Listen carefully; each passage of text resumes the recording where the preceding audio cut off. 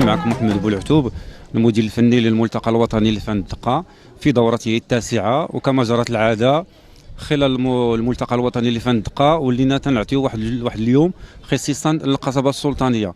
القصبة السلطانية تنديروا معرض لأول مرة، هذه ثاني مرة دابا كيتدار معرض في رواق باب القصبة. رواق اللي كيتكون من جوج المراحل. المرحل الأول عبارة عن جوطية كما يقال، جوطية فيها مجموعة من الصناع التقليديين، الناس تعتني بالجلد، الناس كتعتني بالدوم، الناس كتعتني بالزرابيب كما تشوفوا تما، الدرازة، المعدن، النحاس، مجموعة ديال الصناعات التقليدية.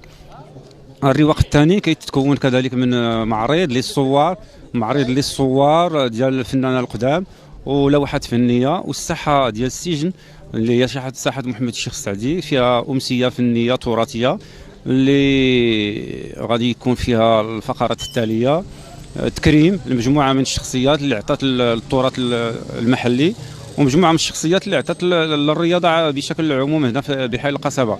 وغادي يكونوا فيه كذلك فقرات موسيقية، وغتكون في الافتتاح واحد الندوة من موضوعين. الموضوع الأول يتعلق بالتراث المحلي والدور ديالو في التنمية السياحية، والندوة الثانية تتعلق بالضمير المجتمعي، لا فابريكاسيون دو كونسيونس سوسيال. وغادي يكونوا مجموعه من المتداخلين. المسير ديال الندوه غادي يكون السي ابراهيم الياسيني، غادي يكون الدكتور فتاح سعيد، وغادي يكون كذلك الاستاذ عبد اللطيف شروق. هادو هما الناس اللي غادي يديو الدور ديالهم في الندوه. وبنا نفتتحوا ان شاء الله الملتقى كما جرت العاده بواحد الكرنفال تراثي متكون من بعض نقدروا نقولوا الزبده ديال الفرق الفولكلوريه بمدينه تارودانت. ومرحبا بكم. السلام عليكم. الاسم موافق فاتحة، نائبة الرئيس المكلفة بالشؤون الاجتماعية. كنرحب بضيوف الدقة الرذاذية، وترحب بالأجانب، ومرحبا بالمجتمع المدني، ومرحبا بالزوار كلهم. وكنشكر هاد الأجواء وهاد المبادرات، تكرر هاد الشباب اللي دار هذه المبادرة الفنية، وشكرا لكم.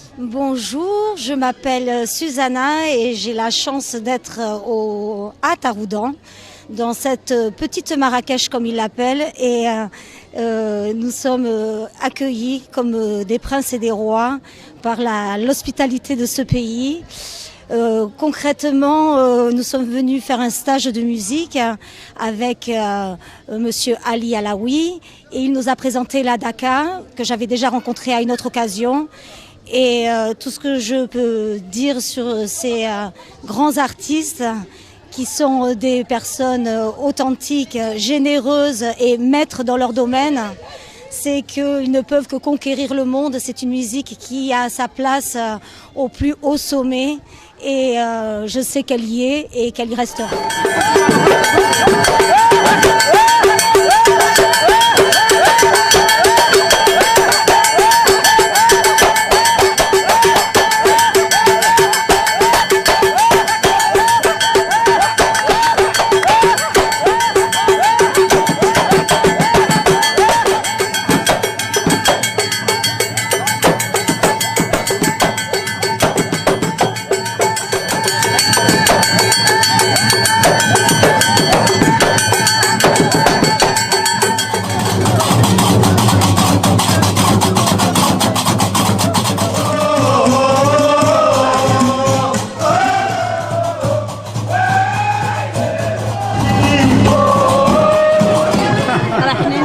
كنرحبوا بالدكتور ديالنا السي سعيد فنان.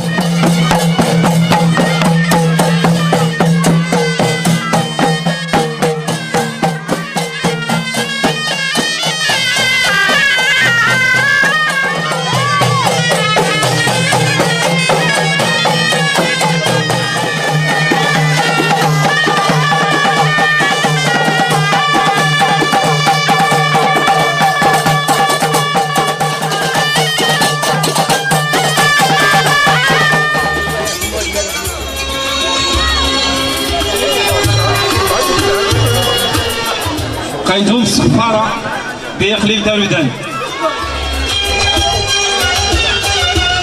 اسمع عني شكون اللي قال سي محمد؟ مزيان.